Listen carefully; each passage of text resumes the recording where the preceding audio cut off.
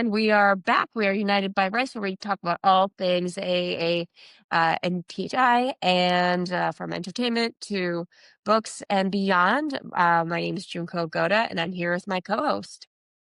And I'm Ben Lee. I'm here representing, I don't know what I'm representing. It's been a while. It's been a while since we've done a recording, Yeah, but it has been busy for both of us. So yeah, we're glad we could finally get an episode recorded here because we've got some fun content to share. And yeah. that includes for this episode interviews with two stars of a film coming out this weekend called Rental Family by the amazing director Hikari. And our two stars will be Marie Yamamoto and Takehiro. He has a last name. I just Hira. call him It's Takehiro. yeah. It's his last name's Hira. Yeah. Yeah, and they play two. It's really a small main cast, so they play two of the major characters, and we'll get into that a little Yep. bit And some folks through might, this episode. yeah, and some folks might recognize Takehiro Hira from Shogun. I believe he plays Mariko's father in Shogun season 1. So people might be familiar with him in that context. Is that right? He was. I know he was the Was he dad? Oh, no, he's kind not of. the dad. No. Was he He's like the big bad, right? In terms of the one lord that's trying to Yeah. I'm like, was push he? push. No, like maybe not. Yeah, so I don't know. I don't remember because there are weird like whose father and who's related There's to like who. So 5 you could be storylines. right. Yeah. You I'm could like, be I thought, right. and I could be totally wrong. Yeah. But anyway, either way, he was in Shogun season 1. So if he seems Yeah. familiar, there you go. Well, actually, we could start there because I obviously you had spent a lot of time with the Shogun cast as they were doing their award circuit, but you were mostly with Tadanobu, Mhm. and both Tada, Hiroyuki Sanada, and then Marie, and then to some extent Fumi, like they were the ones that were nominated for the most awards. But I think Mm. Takehiro was also nominated Yeah. for at He was least one or actually, two acting yeah. awards. Yeah, at the Independent Spirit Awards, I believe he was in the same category for Best Supporting for Shogun, along with Tadanobu as well. Okay. And then Mhm. SAG would be cast anyway. So did you get to spend any time with him? Did you get to know him at Like a all? little bit, like we were sitting at the same table, but like, yeah, I mean, I think that was the first time. Yeah, it wasn't until I think the Spirit Awards that I talked to him um, Okay. a whole lot. Yeah, just mostly because I was busy. And Yeah. I think he went to college in the States, right? Yeah, yeah. So he doesn't need translator support because he speaks perfectly good English, for Yeah, instance. yeah. So yeah, Yes, as we yeah. see in Rental Family. So I saw Rental Family about, I guess, a month ago now at Hawaii International Film Fest in Okay, mid-October. Mid-October? Oh, it's been a while. We are in November. So yes. okay, okay. And I've just seen it as I was Hmm. prepping for these interviews. I've wanted to see it since I heard about it because as you know, I love my visits to Japan and Right. any film that's targeted toward Western audiences that's going to shine some light on current Asian culture, I'm always going to be intrigued by. The question that I asked both of them, and I actually got to meet Hikari at the Critics' Hmm. Choice Awards, which I'll talk about Yeah. also. But I asked her this question too, like, I have to ask you as a Japanese American and someone who goes to Japan quite often, were you aware of these businesses in any way, shape, or form? I don't Yeah. know if they're all Yeah. called rental families, but in Right. terms of this concept of renting, um, uh, you know, Yeah. Yeah. whoever, right, to play Yeah. a role. I think it's been around since maybe well, it could be around since forever, just to explain things away, like people being clever, but maybe not making Mm, it a business venture. I remember like growing up, there's a manga series that's called Private Actress that mm, if I ever bump into Hikari again, I saw her um the first time at the Spirit Awards last year. And yeah, to see if any of it was like inspired by the manga, which it's not explicitly about rental families, but it's about like this brilliant actress who can't, what was it? She's a product of an extramarital affair by like these fictional um like top actor and actress of Japan in this fictional time. And so she can never act like for real in front of the camera. So the manga is about like the different role she takes on depending on what, like, like a father who lost their child and he's starting to have dementia, so they're like, so the family's like, oh, maybe we can hire an actress to portray the daughter that this father lost so he can die in peace, like stuff like that. Sure. Yeah. Well, So I don't yeah. know if it's based on that. I'm sure I've heard her talking about it, and I don't think I've heard her mention the manga. So it probably comes from Yeah. some other exposure to. By the way, the log line really quickly, or Mm. I'll kind of summarize the log line in my head, is as the name suggests, right? The story is about a business that basically hires out actors to play roles in people's lives. And the main star is actually a gaijin, right? It's Brendan Fraser, a down on his luck American actor in Tokyo who finds a new purpose and sense of belonging by taking a job with a rental family agency. This agency is owned by Takehiro Hira's character. I think the name is Shinji Yeah, I think so. Tara. Yeah. Yeah. Um, and so he's the owner. At least we assume he's the owner. And then Marie and one other actor play the other roles. Marie plays a character called Aiko, and they play kind of the core role players in this business. And they depict a few different scenes, which we can talk about. I don't know how spoil. I think we should probably try to stay spoiler free because I Yeah. think Yeah. It people just should came go out, watch so this. yeah. Yeah, yeah, yeah. But in any case, like as you might start to predict based on trailers and commercials, you can start to see that Brendan Fraser's character and the other characters start to build real connections that blur the line between performance and reality, and in many ways. And they actually bill it this way: it becomes a feel good film. It's not meant to talk about the depravity and perversity of this type of business, which could have been a different angle, right? But it's Yeah. really takes a much different approach, which I really liked, and it was something that I talked to both of them about. But Mm. you said that you were aware of these businesses. In I think to a Westerner, you would probably first hear about this and, oh, someone's renting a girlfriend, right? That was the Right. first time I ever read, I think, a headline about these type of businesses. You're like, oh, that's creepy and perverse and weird, and would be illegal here in the US. What do you have a sense of how these businesses are perceived in Japan? Are they considered a little bit more mainstream?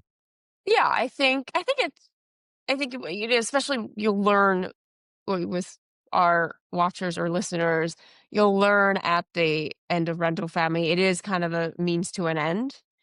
Hmm. There is a very like specific reason a lot of these like clients will want a situation, but I think I think we kind of see that often, right? Like gay guy who hasn't come out to his family, actually has a boyfriend, but needs to show up with a girlfriend for Christmas dinner, Sure, the wedding kind of thing, banquet, right? right? Like the one of the first films we talked about. Yeah, Sure. Yeah. exactly. So I think it's just like a commercialization and like maybe legitimizing those scenarios pretty much. And Hmm. someone was just like smart enough to turn it into a business. But on the flip side, it's the possibility that there are a ton of people in Tokyo, but that also raises the possibility of you bumping into someone. Um, Mm, yeah, so that's I think it's probably smarter to like hire someone out from a different city altogether. mm, I think that would be my one realistic kind of how it works, kind of how I sure. wonder how it works because like in Tokyo, you're kind of on top of each other. It's a huge city, so the probability is there that you would bump into a past client. Mm, Oh, mm, so that's always kind of like my like sneaking. okay. Yeah, Um, and I, they don't really talk about this in the film, but my assumption is sex is for sale in other parts of Japan, but I right, think these businesses are intended to be very much non-sexual. It very right. much is a lot like you described, meant to, role play, but almost as a replacement for therapy, right? I think Yeah, mental health in general in Asian yeah, communities is a little bit less. People feel less free to talk about it, right? And I think this right, becomes right. a way for people Yeah, to yeah. find some of the support and therapy that they need. Yeah, so that's a scenario where it's more one-on-one, Mm, to fill a non-sexual need, which is more of like a social need, where the quote unquote buyer, the client can choose the type of person they want to hang out with versus in real life social situations, it's hard for them to navigate. hmm Yeah, so there is that like reality. And I feel like in Japan there's increasing like development of like creating programs where you can teach people because you might be on the spectrum and things like that and that's also I'm like there's like some recognition of that, not as much probably as there is in the US as in Japan. So just like kind of behavior modifications or teaching folks how to be social in certain settings. I think that's starting to hmm become more prevalent, or more accessible to teach people social cues when they're still in middle school and high school. So it's not, it's a skill that they have into their adulthood. So that it mm, could be just like a filling in a hole that maybe education doesn't provide. yeah, And you have all yeah, these adults who just don't know the social cues. sure, yeah. Yeah. Well, I mean, we all have our different mental health issues and different things like that. And I think this film is actually, there's a few films that have come out recently in kind of the Asian American landscape. There's another one that was prominently featured. Boy, what am I'm trying to think of the Like, name. But again, it's like a Yeah. substitute for like we can't talk about our mental health issues, right? And so Right, what right. happens? It And manifests in some differently. ways, yeah, and in some ways, Hikari's previous work, um, most people, at least west of Japan, would know her work on the series Beef, right? And there you go. There's an example of two people who in Stephen Young's character, Ali Wong's character, who clearly haven't dealt with their anxiety, stress, whatever their anger, whatever they're dealing with, and it manifests in a negative way. I think in this film, she kind of flips it and says, well, what happens if you deal with it in potentially a more positive way? But Yeah, dealing with it is ultimately important. yeah. What do you think of No, the actually, film? yeah. Oh, in the film, yeah, I liked it. As they say, yeah, it is a feel good film at the end.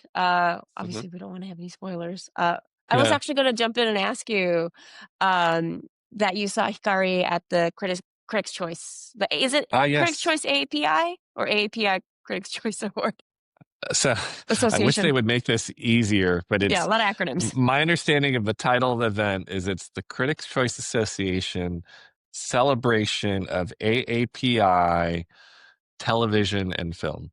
Thank you. Okay, Yeah. And in got our all the in our pieces.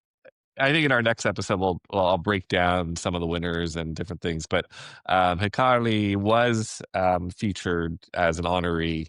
Um, I don't know if it's best director, as simple as that. I'll go look up what the actual award she won Mhm. was.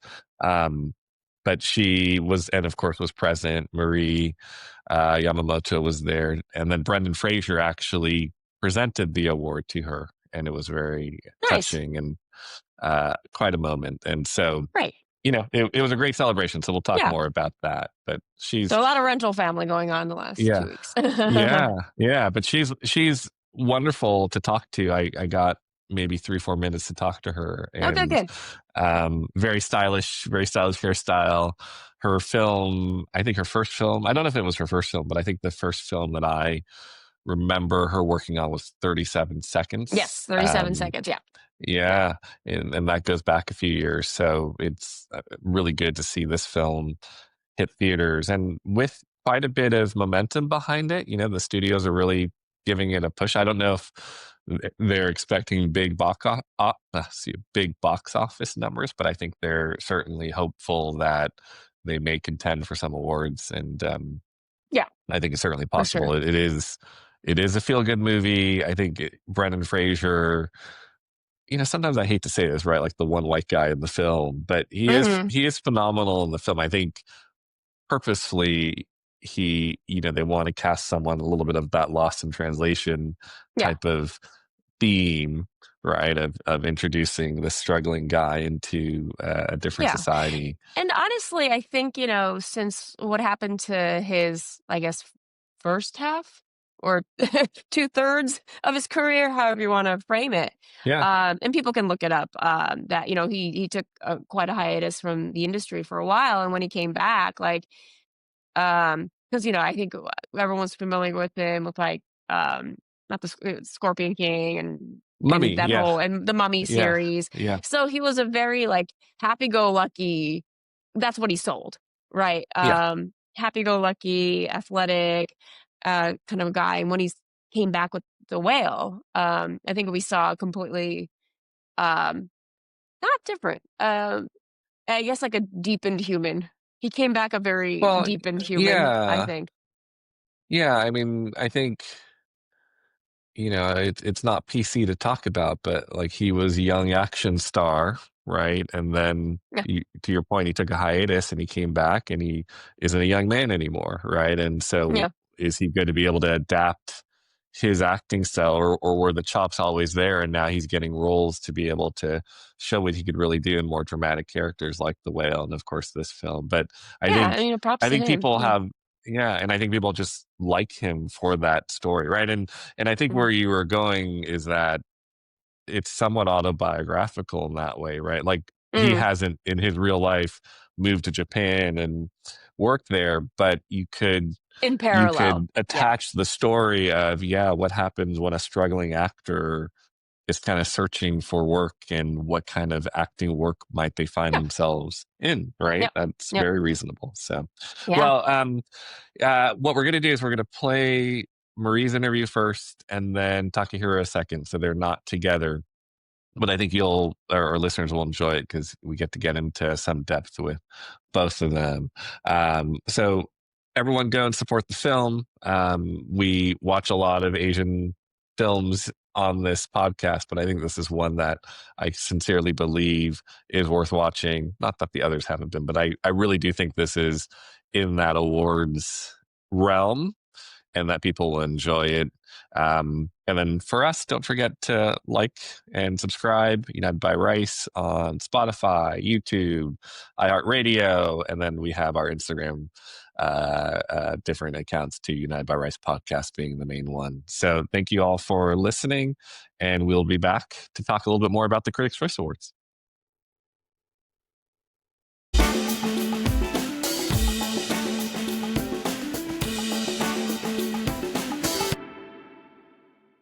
Hi, my name is Ben, and I am with Awards Focus in United by Rice. Hi, Ben. Nice to meet you. Well, honored to meet you, really. So I'll start with the somewhat of the beginning of the journey with Rental Family. How did the movie come to you, and what was your initial impression of Hikari's vision for the story? Mhm. Um, the rental family script came to me. Well, it was a regular audition process, Mhm. how I got the role, but they sent the script with it, and it was actually like a really difficult time in my life because my father had just passed. So, Mm, in the really the pits of despair, I would say. And I read the script, and I had always wanted to work with Hikari. I had loved 37 Seconds, Tokyo Vice, everything that she's done. So I was very excited, and I read the script, and there were so many themes of fatherhood in the mhm. film that really resonated with me. And also, it really felt like I was being told that, you know, the film is a little bit about, replacing people in your life temporarily. And obviously, you can't really replace people in your life, like your parents, for example. But it did feel like this message to me personally that if you go out there and you are open to it, you're going to find people who will care for you and who will have compassion for you and the kind of love that, from your parents. Like there is something in the world out there for you. So it was really comforting and encouraging to read something like that. It was really hopeful in a time of like a really hard time for me. So I really fell in love with the script. And then my character was somebody that I wanted to play. She's just a deeply compassionate person who Hmm. I think we need to see more of in the world. So it was a no-brainer in that I wanted to play her. Sure. Well, thank you for sharing and sorry for your loss. I'm sure the grieving process never ends for something like that, but it now makes me want to ask the question about the Mhm. scene where Brendan's character reveals that, Yeah. his parent had recently passed away, and that was what was a driving force for him. What was it like then to shoot that scene and how did you balance your kind of personal feelings in the moment with what you had to portray on screen? My goodness. I think you know, it was an undercurrent in everything that he was doing. Brendan's character sort of has that in the background the whole time, and we don't find out until the very end. And, um, you know, as you said, the grieving process never ends, and it's a constant thing that's running in the back of your mind, right? Hmm. So, I think when, you know, acting the scene, you just had to listen. And I don't really say anything. I just had to listen to him and be there and understand. And I, it was just receiving Hmm. his pain and sort of carrying it with him. Yeah. Yeah. It's definitely one of the most lovely scenes of the film, among many. I'm curious. I think only in the last couple of years I had read some articles about this business in Japan, about people being able to rent, friends, rent girlfriends, boyfriends, those type of things. Um, how big of a business is this? Is this something that is actually pretty mainstream, or is it still more or less in the shadows? Well, I think it gets a lot of coverage, which might inflate the sense of how mainstream it actually is. But Hmm. actuality, I do know that there are 300 to 400 companies that operate in this capacity. And I do read constantly a lot about them. The most recent I read was that teenage girls are actually renting middle-aged men to sort of be an uncle, to give them life advice. And I thought that was really interesting, and it spoke to um, the need for a father figure in these girls' lives. And it's not that, I can't speak for all of them, but from what I read, it's that they don't get a lot of FaceTime with their own fathers because Japanese Mm. dads work such long hours, and it's a really, tough life to be a corporate worker in Japan. So I think they are missing this kind of, father-daughter aspect of life, and they reach out to these companies to rent older men. I thought it was so interesting, and Hmm. I don't, yeah. So I do read about it a lot, and I do think that there is a real need. That's for sure. Yeah. Oftentimes it's depicted as something maybe more subversive or perversive, even this Yeah. type of business. What do you hope that Westerners, and maybe even what was Hikari's vision, that Westerners would take away from the depiction of the rental family business? Right. Yeah, it's interesting because somebody, like an American person came up to me, a middle-aged man. He said, "I despise this business, but I love the film." And I Mm, thought, okay, I'm not sure. Like we didn't have time to get into it, but I I asked him to consider the Japanese cultural aspect of it, that Hmm. um, everybody comes back from Japan after visiting, raving about how the Japanese people are so kind and polite and considerate and all of these things, right? And Hmm. I I am really proud to be Japanese, and I think these are like such beautiful traits that, culturally we have. But at the same time, I do think that it can be a double-edged sword, right? Um, because we are so, you know, in tune with other people, what they're feeling, what they're thinking. We're constantly navigating other people's thoughts and, feelings. We are often unable to express our own desires and needs for fear of being a burden, and I Hmm. think that applies to not just friends but families too. In like the closest of relationships, I've heard of stories where a lot of my friends, right, because I live in the States, like a lot of Japanese people who don't live in Japan, they'd hear from their parents, "Oh, your father had just had an operation, he's fine." You don't get Hmm. things. It's always like after the fact, and we just didn't want to worry you, this kind of things. And Hmm. and in a way, that's our love language, that we don't burden you. We want you to live your best life, so we don't burden you. That is how we express our love in a way, not to generalize, but there is a tendency, I do think, in my own experience, in sort of even close relationships. So I think that's why there was a need for something like this specifically in Japan, because on top of that, we don't really have an understanding widely for mental health issues. And it's still stigmatized if you see somebody like a therapist, and it's not readily available. So if you think about it in terms of Western society, we have therapists, everybody has therapists, and it's a transactional relationship, and you feel a need, right? You talk about yourself Hmm. or your need. It's sort of a similar situation, right? Just Sure. that it sticks to like a specific script in a way, that you're asking them to be some kind of figure for you. But the basis of it is perhaps the same or similar. And um, am I making sense? No, perfect. In fact, one of the questions I was going to ask you is one of your line to Brendan's character. You're a gaijin, you'd never understand, and I think you're more or less explaining that right now.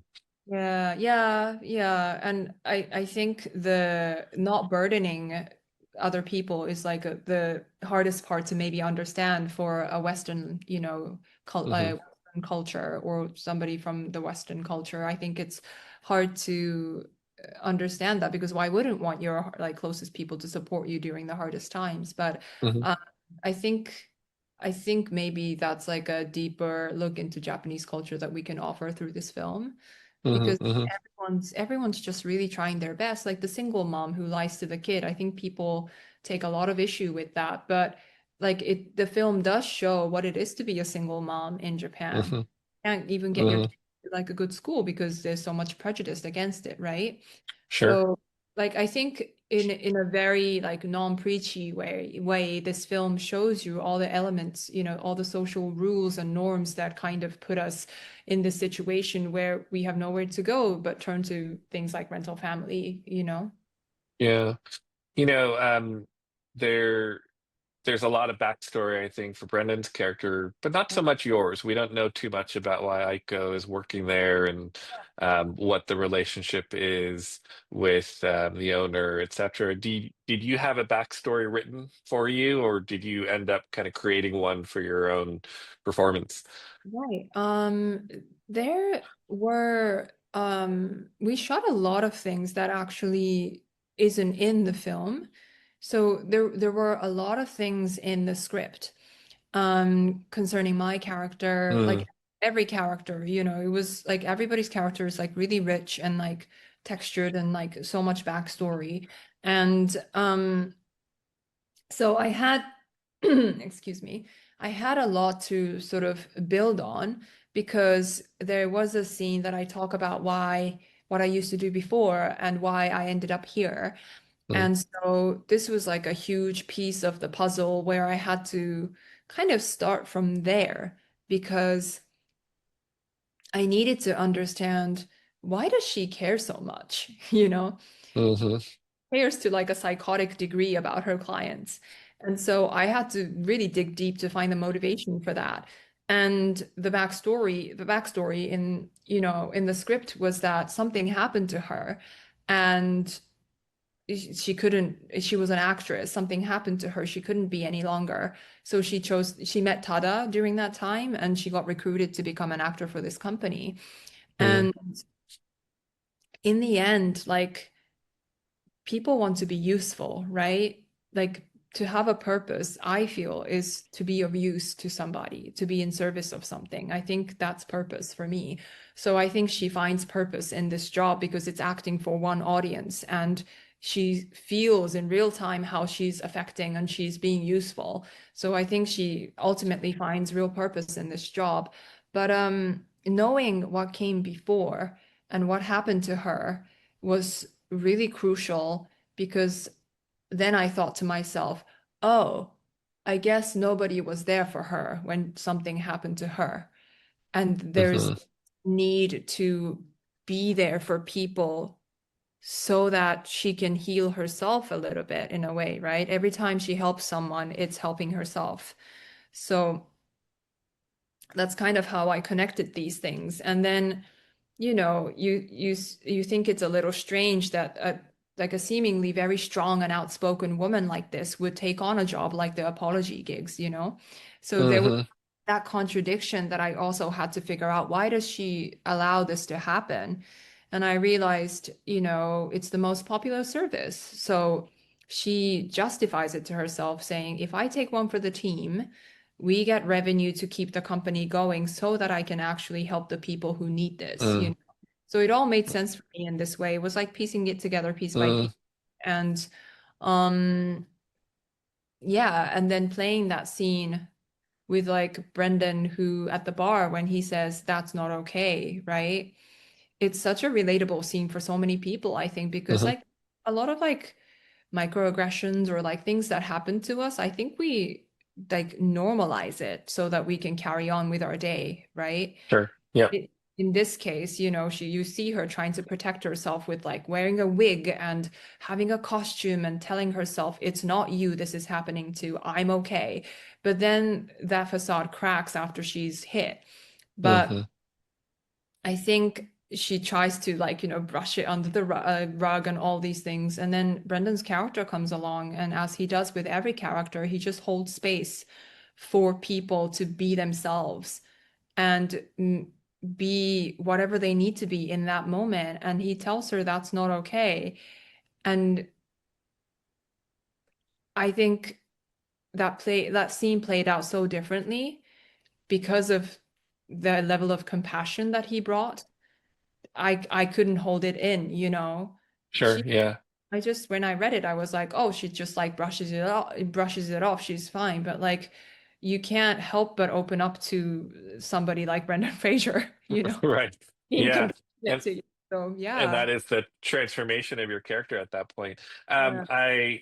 One of the questions you posed to Brendan's character, I'm going to pose to you, which is if you were to hire someone from Yeah. the rental family agency for your own life, who would Yeah. that be, or maybe multiple individuals that could be?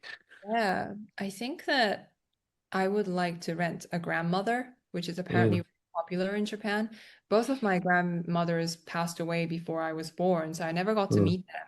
And I'm always envious of people who have grandparents because it just feels like that extra layer, extra blanket of love that you get in life. hmm I always like sort of I befriend older people all the time, and I think there's some need in me that's like, I need like a grandparent figure. So Yeah. I would no doubt rent a grandmother and just like have tea and like hear her life story. I would really like that. Yeah, and it sounds so normal, after we've been talking about it, right? Like I could see myself doing the same, or having a big brother. Like those type of things are really interesting, right? Yeah. Um, Ida, congratulations on being named one of Variety's top 10 to Oh, watch. yeah.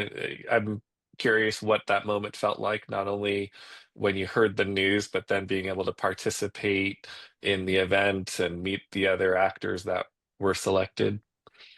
Right.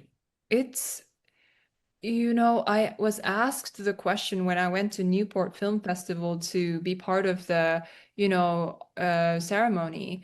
And I just, even that question was so surreal to me. How does it feel to be here? I was just like, I did not expect any of this, like being being an actor, getting to I write and act and like getting to do the two things that I love the most. Like that was the dream. Mm. To be a working actor, that was the dream. So none of this is like expected. And when my publicist told me, I was just like, what black magic did you employ to make this happen? I was just floored, absolutely. And to be amongst like the incredible like 10 out 9 other actors, I've seen some of their movies I've been able to watch, and it's just been, yeah, it's great. Like you watch something and I'm like, I'm named alongside them. That's so cool. No, it's such a pinch me moment. Yeah. Well, your career is on a nice little arc or trajectory with the Apple TV shows, Pachinko and Uh, Monster. In fact, in many ways, you're always connected to Anna Sawai, I feel like, in some way. Um, yeah. I hope we do more together. yeah, She's just the greatest, and we're good friends. So I hope that's this great. trend continues. Yes. But do you feel like you're getting to a point where you're going to have, uh, the opportunity to choose more roles, not always have to audition? I'm not sure. All I hear is that the industry is really slow, you Mm, So I just hear like so many people like struggling, people who are way more established than me. So, um, but I think what's interesting is that, you know, um, I've never really I've been always focused on like my track, I mm, have a pretty different career path than anybody I've ever met. I don't have the kind of conventional like career of, I don't know, like nobody's career is conventional. That's wrong. But I've been in so many different industries and I've kind of arrived at acting as like discovering it as like the thing I want to do after having done so many things. So, hmm um, I think, and having a writing background and being able to write, I think I'm more focused on like writing my own material, which is what I'm constantly doing. And then, writing something for myself and the people I want to work with, and just sort of like making that happen is my focus right now. So when, it's so amazing that people see something I'm in and they, ask me to read something, and like I know as a writer like what it is to hand somebody your baby, right? hmm So I feel such tenderness towards somebody like who wants me to be involved in their project. So, I want to, whatever I do, I want to make it better. So, um what am I saying? I don't really know, but No, that's great. That's great. Well, I know I have to wrap. We have one signature question on our podcast, United by Rice, which is, in your moment of need, when you're long day, what's your favorite go-to rice dish? my favorite go-to rice dish. Oh my God. You know, like my mom's food is like my favorite thing in the world. My favorite cuisine is my mother's cooking. Yeah. And so anything that she cooks is obviously always with rice. So I don't know, it's not a specific question, but like even the rice that she cooks tastes different. So Mom's cooking, perfect answer. mom's rice. Yeah, thank you so much. Congratulations. I Thank appreciate your time. Nice to meet you. Bye-bye. Hi, I'm Ben Lee. I'm with Awards Focus and United by Rice. It's very nice to meet you. Nice to meet you. Well, I know we don't have a lot of time, so I'd just like to jump in. How did the film Rental Family come to you, and what intrigued you about the character of Shinji that most enticed you to join the project? Yes, I read about it 2 years ago or so. Um, when I first read the script, I felt like I was waiting for something like this for a long time. Mm, It gives a perspective of Japan from an outsider's perspective, from the point of view. And then, I've always felt like an outsider in Japan because I went to school in America, mm, like high school in America and a college in America.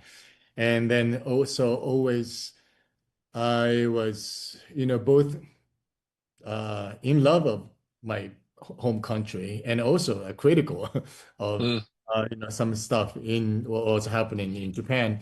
So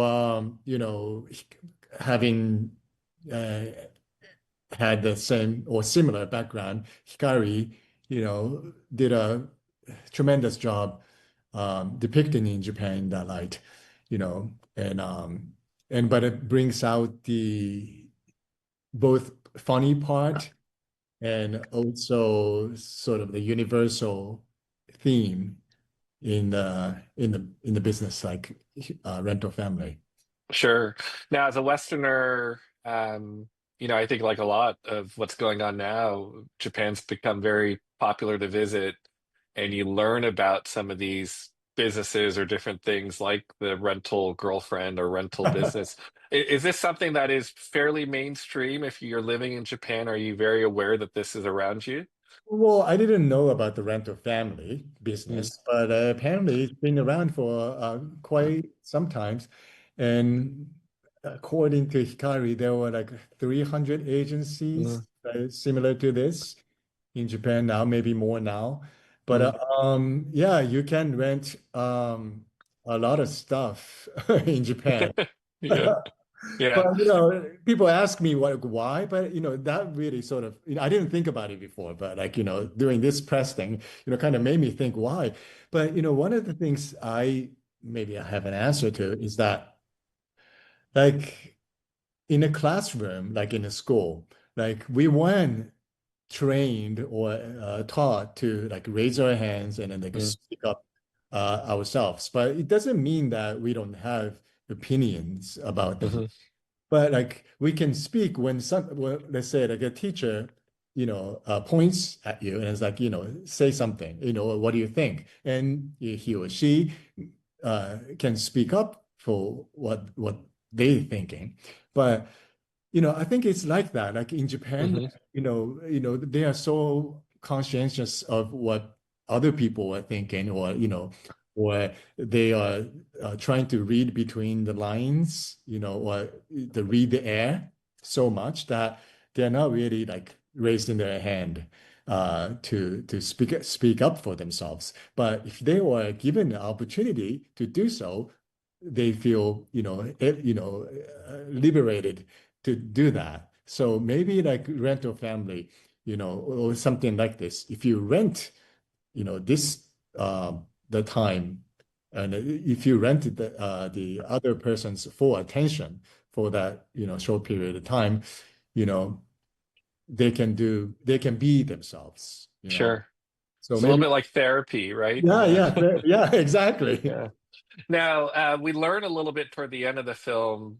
If there's a twist in the film, it's actually about your character, and yet we still only learn a little bit. I'd love to know, is there more backstory that was on script or even shot about your character, or did you end up working with Hikari on what was the motivation for you to create the business to begin with? Yeah, it was, thank you for asking because it was not a backstory. It was Mm, actually in the movie, but it was mm, unfortunately cut out. But we did shoot a scene where Tada, my character, goes to meet his son, his real son, maybe for the first time in like years. Um, I think that the motivation behind his motivation behind rental family is that he feels this void. He has this emptiness that he cannot fulfill, just by losing his own family, mm, and maybe he was working too much. Then, if his wife or family left, or maybe they left, so he was left to do uh, nothing but, his work. So I guess his motivation behind creating this business is that, he wants to not only fulfill his own void, but, help others fulfill their emptiness, I guess. Hmm. Now, you talked about how this was a story or a script that you'd almost been waiting for, and a lot of the characters you've played, including your acclaimed work in Shogun, they're often period pieces, or perhaps it's like a Yakuza story. There's always an element that's almost stereotypical, Mhm. whereas this is, I think you described it's getting to see a more normal portrayal of current day Japan. That said, I think oftentimes these type of stories are played as perversive or subversive, a little bit of a dark part of Japan. Mhm. But I'd love to hear from you what the film is trying to portray about, not just this style of business or this type of business, but how it reflects Japanese society, not necessarily in a negative way. Yeah, I guess it does contain, a sense of that, like a negativity to it because, what it came from, it was that like, people are not really connecting. People are feeling, Mm, so lonely that they have to seek outside of their family to seek, the family. But I guess in a modern world, you can choose um, uh, the family of your own. And I don't want to intellectualize this, but there are some people said humans, we are all bound by three chi, mm, and chi as there are three different characters of chi. mm, Chi one is the land. So like where you are born, you are, bound by that, that you're Japanese, American, French, whatever. And mm, the second chi is the blood. And maybe it's Asian, uh, mm, white, black, And the third one is chi is the intellect. And mm, traditionally people were bound by the first two chi. mhm, But then now we were so, I don't know, uh, evolved that, mm. we can choose your family, your identity by your intellect, not by the place of birth or the bloodline or, Sure. So I guess, Japan is not always, futuristic as some of the people, the foreigners may think, but, I guess we people are trying um, new things to find their own family, and that's not really, you know. Yeah. Well, I just have one last question for you. On our podcast, we always ask, um, because we're called United by Rice, we always ask, what's your favorite rice dish when you're in that moment of, after a long day, after a long shoot, something that you crave? It's always there's a fire alarm going off. It's uh, rice and raw egg. Uh, just simple, like Yeah, in a bowl, like rice yeah. with a row. Oh, okay. Very simple. Yeah. More often than not, people say something, it's just usually rice with something on it is all of our favorite dish. Raw Yeah. egg. And I guess we don't do that here in the US. Well, but we do in Hawaii, and we have Yeah. uh, and Yeah. a little bit of soy sauce. Exactly. Beautiful. Simple. Well, congratulations. It really is a beautiful film and really appreciate the time you gave me today. Thank you so much. Take care. Bye bye.